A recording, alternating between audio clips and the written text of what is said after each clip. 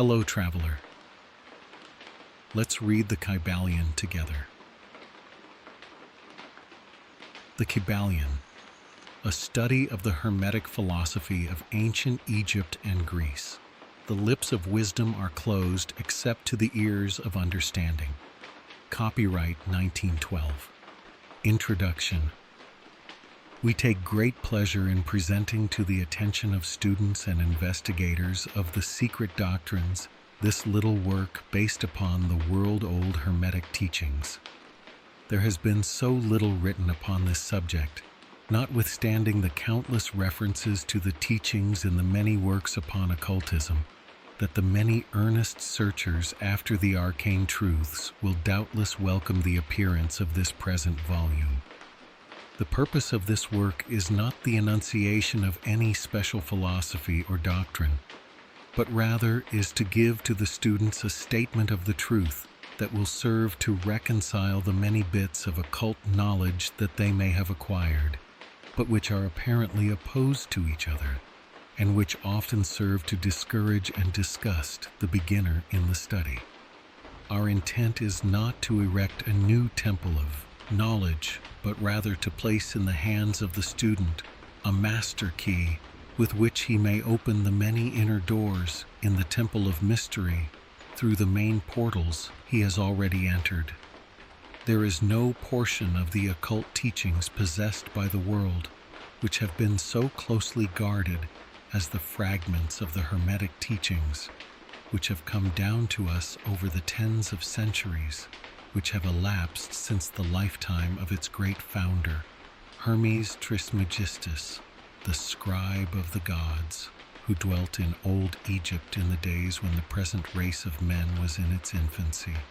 Contemporary with Abraham, and if the legends be true, an instructor of that venerable sage, Hermes was and is the great central sun of occultism, whose rays have served to illumine the countless teachings which have been promulgated since his time.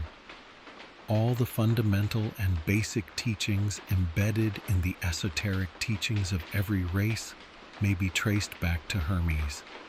Even the most ancient teachings of India undoubtedly have their roots in the original Hermetic teachings. From the land of the Ganges, many advanced occultists wandered to the land of Egypt and sat at the feet of the master.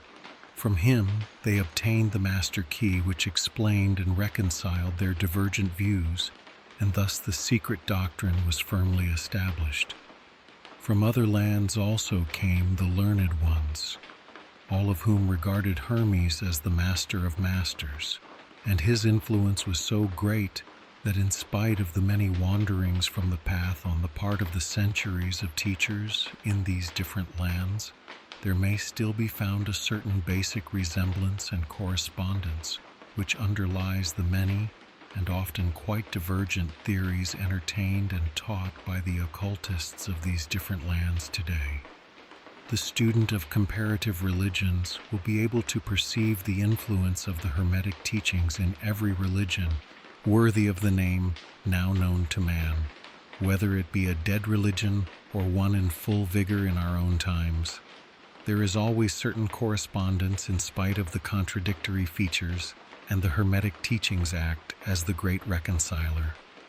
The lifework of Hermes seems to have been in the direction of planting the great seed truth which has grown and blossomed in so many strange forms, rather than to establish a school of philosophy which would dominate the world's thought.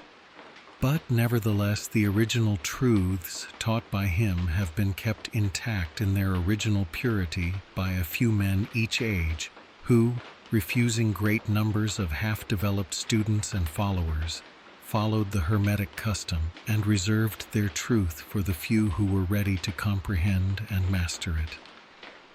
From lip to ear, the truth has been handed down among the few. There have always been a few initiates in each generation in the various lands of the earth who kept alive the sacred flame of the Hermetic teachings, and such have always been willing to use their lamps to relight the lesser lamps of the outside world when the light of truth grew dim. and clouded by reason of neglect, and when the wicks became clogged with foreign matter, there were always a few to tend faithfully the altar of the truth, upon which was kept alight the perpetual lamp of wisdom. These men devoted their lives to the labor of love, which the poet has so well stated in his lines. Oh, let not the flame die out, cherished age after age in its dark cavern, in its holy temples cherished, fed by pure ministers of love. Let not the flame die out. These men have never sought popular approval, nor numbers of followers. They are indifferent to these things, for they know how few there are in each generation who are ready for the truth, or who would recognize it if it were presented to them. They reserve the strong meat for men, while others furnish the milk for babes. They reserve their pearls of wisdom for the few elect, who recognize their value and who wear them in their crowns, instead of casting them before the materialistic, vulgar swine, who would trample them in the mud and mix them with their disgusting mental food. But still these men have never forgotten or overlooked the original teachings of Hermes regarding the passing on of the words of truth to those ready to receive it, which teaching is stated in the Kybalion as follows: where fall the footsteps of the master, the ears of those ready for his teaching open wide. And again, when the ears of the student are ready to hear, then cometh the lips to fill them with wisdom. But their customary attitude has always been strictly in accordance with the other Hermetic aphorism, also in the Kybalion. The lips of wisdom are closed, except to the ears of understanding. There are those who have criticized this attitude of the Hermetists, and who have claimed that they did not manifest the proper spirit in their policy of seclusion and reticence. But a moment's glance back over the pages of history will show the wisdom of the masters, who knew the folly of attempting to teach to the world that which it was neither ready or willing to receive. The Hermetists have never sought to be martyrs, and have instead sat silently aside with a pitying smile on their closed lips, while the heathen raged noisily about them in their customary amusement of putting to death and torture the honest but misguided enthusiasts who imagined that they could force upon a race of barbarians the truth capable of being understood only by the elect who had advanced along the path. And the spirit of persecution has not as yet died out in the land.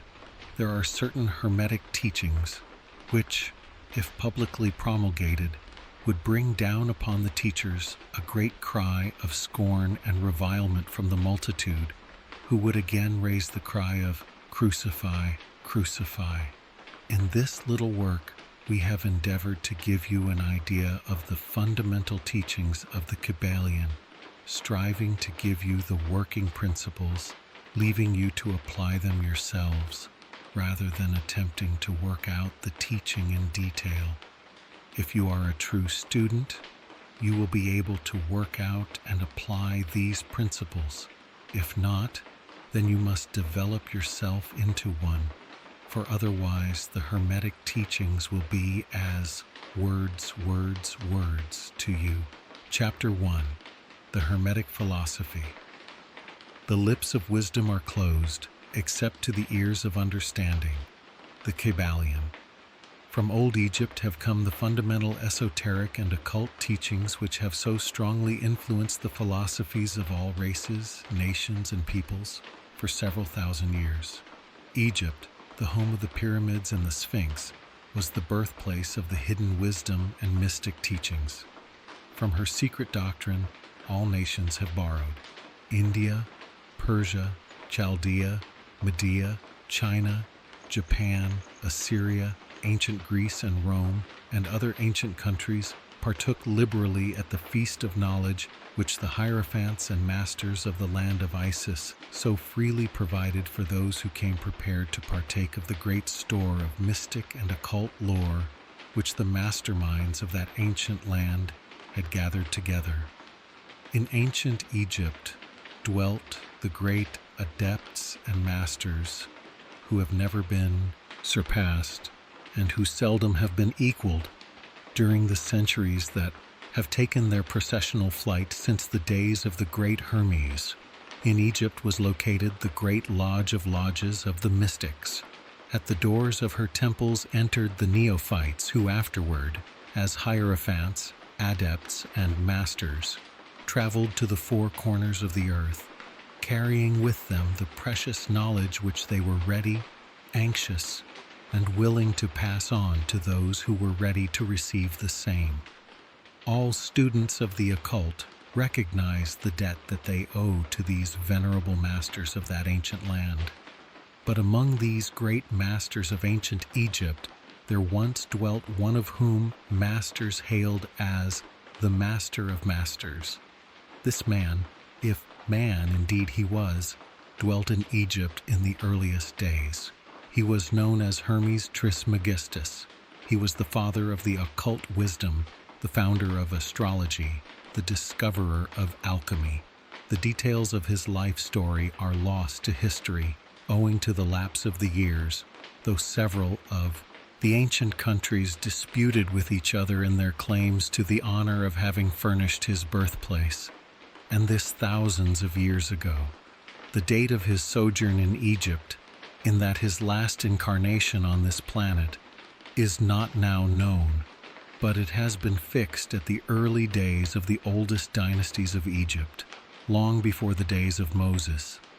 The best authorities regard him as a contemporary of Abraham, and some of the Jewish traditions go so far as to claim that Abraham acquired a portion of his mystic knowledge from Hermes himself. As the years rolled by after his passing from this plane of life, tradition recording that he lived 300 years in the flesh, the Egyptians deified Hermes and made him one of their gods under the name of Thoth.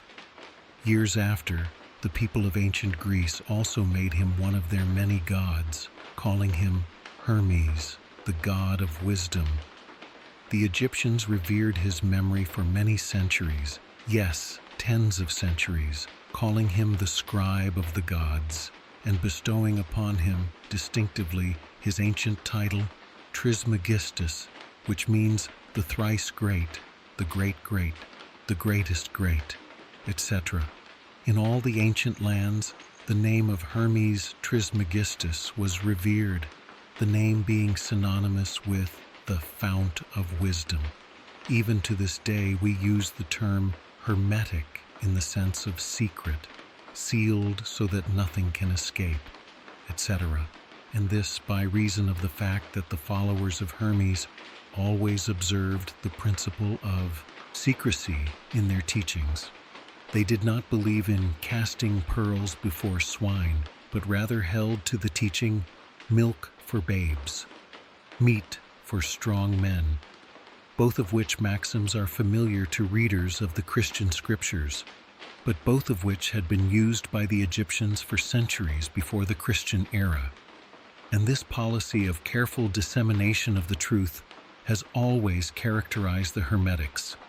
Even unto the present day, the Hermetic teachings are to be found in all lands, among all religions, but never identified with any particular country, nor with any particular religious sect. This because of the warning of the ancient teachers against allowing the secret doctrine to become crystallized into a creed. The wisdom of this caution is apparent to all students of history. The ancient occultism of India and Persia degenerated and was largely lost, owing to the fact that the teachers became priests, and so mixed theology with the philosophy, the result being that the occultism of India and Persia has been gradually lost amidst the mass of religious superstition, cults, creeds, and gods. So it was with ancient Greece and Rome. So it was with the Hermetic teachings of the Gnostics and early Christians, which were lost at the time of Constantine, whose iron hand smothered philosophy with the blanket of theology, losing to the Christian Church that which was its very essence and spirit. and causing it to grope throughout several centuries before it found the way back to its ancient faith. The indications apparent to all careful observers in this 20th century being that the Church is now struggling to get back to its ancient mystic teachings, but there were always a few faithful souls who kept alive the flame, tending it carefully and not allowing its light to become extinguished. And thanks to these staunch hearts and fearless minds, we have the truth still with us, but it is not found in books to any great extent. It has been passed along from master to student, from initiate to hierophant, from lip to ear. When it was written down at all, its meaning was veiled in terms of alchemy and astrology, so that only those possessing the key could read it aright. This was made necessary in order to avoid the persecutions of the theologians of the Middle Ages, who fought the secret doctrine with fire and sword, stake, gibbet, and cross. Even to this day there will be found but few reliable books on the Hermetic philosophy, although there are countless references to it in many books written on various phases of occultism. And yet, the Hermetic philosophy is the only master key which will open all the doors of the occult teachings. In the early days, there was a compilation of certain basic Hermetic doctrines passed on from teacher to student, which was known as the Kybalion, the exact significance and meaning of the term having been lost for several centuries. This teaching, however, is known to many to whom it has descended, from mouth to ear, on and on throughout the centuries. Its precepts have never been written down or printed so far as we know. It was merely a collection of maxims, axioms, and precepts which were non-understandable to outsiders, but which were readily understood by students after the axioms, maxims, and precepts had been explained and exemplified by the Hermetic initiates to their neophytes. These teachings really constituted the basic principles of the art of Hermetic alchemy, which, contrary to the general belief, dealt in the mastery of mental forces rather than material elements, the transmutation of one kind of mental vibrations into others, instead of the changing of one kind of metal into another. The legends of the philosopher's stone, which would turn base metal into gold, was an allegory relating to Hermetic philosophy, readily understood by all students of true Hermeticism. In this little book, of which this is the first lesson, we invite our students to examine into the Hermetic teachings as set forth in the Kybalion, and as explained by ourselves, humble students of the teachings, who, while bearing the title of initiates, are still students at the feet of Hermes, the Master. We herein give you many of the maxims, axioms, and precepts of the Kybalion, accompanied by explanations and illustrations which we deem likely to render the teachings more easily comprehended by the modern student, particularly as the original text is purposely veiled in obscure terms. The original maxims, axioms, and precepts of the Kybalion are printed herein in italics, the proper credit being given. Our own work is printed in the regular way, in the body of the work.